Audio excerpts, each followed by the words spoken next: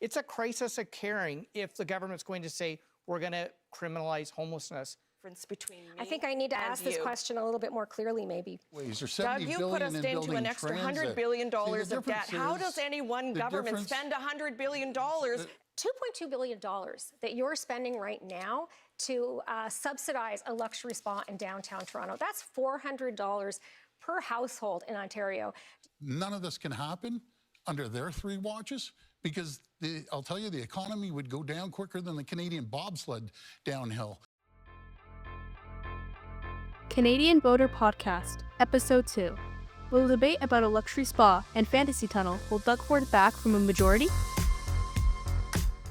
In February 17th's leadership debate, Doug Ford, leader of the PC Party and Premier of Ontario, squared off against Liberal Leader Bonnie Crombie, NDP leader Marit Stiles, and Green Party leader Mike Schreiner. From the beginning, Ford was on the defensive, fighting off attacks and allegations made by the other 3 leaders. Crombie had a few one-liners ready, such as Ford's own slogan from 2022, "Get it done," which she effectively used against him, given his failures over the years.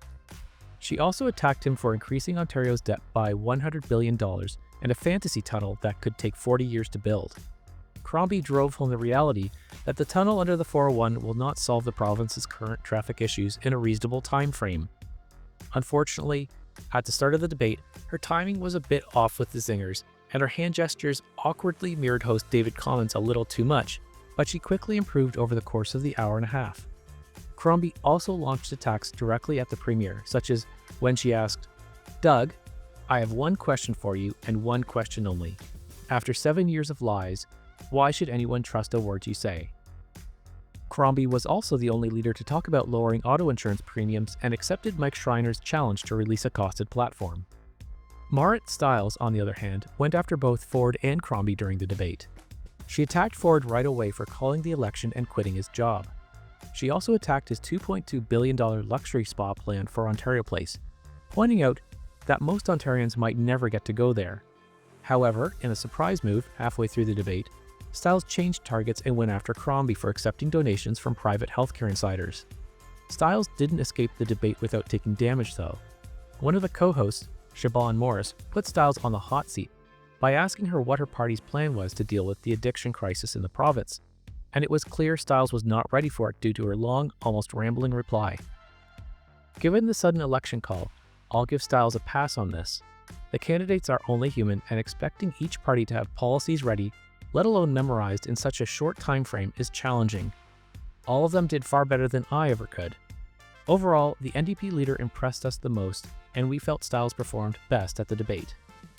Mike Schreiner played the nice guy on the stage, but challenged each party leader at different points and asked them to provide costed plans as the Green Party did. He eloquently presented arguments for doubling ODSP benefits and earned points by questioning the necessity of taxpayer funds for the supposedly successful luxury spa.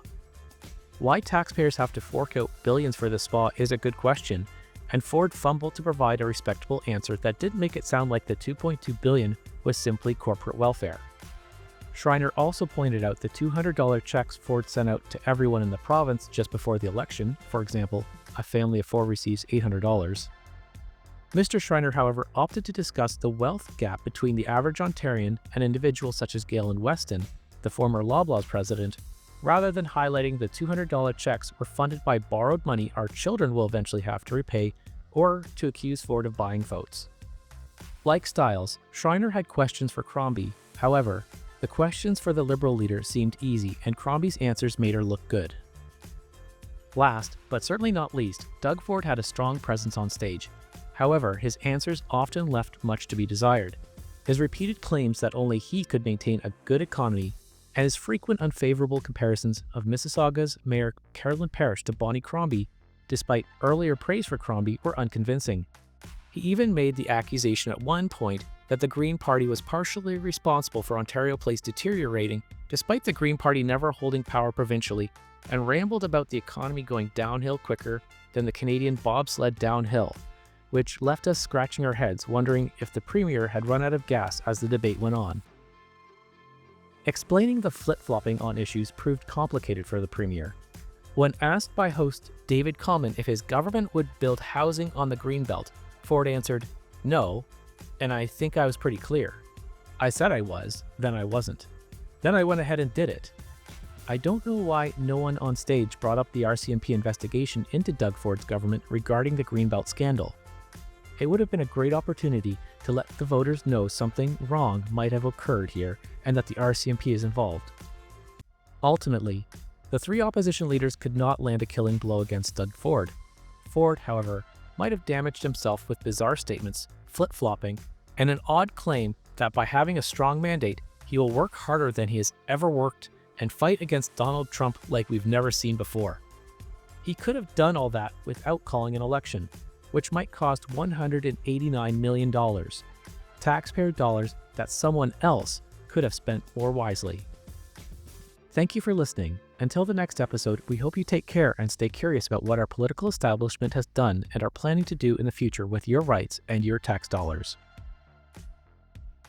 Canadian Voter is a product of Vivid Realm Productions Incorporated and is produced and recorded in Canada. All of Vivid Realms Production Incorporated shows, including Canadian Voter, are fan-funded on Patreon and patreon.com/Canadian Voter. What separates Greens from every party up here Your little things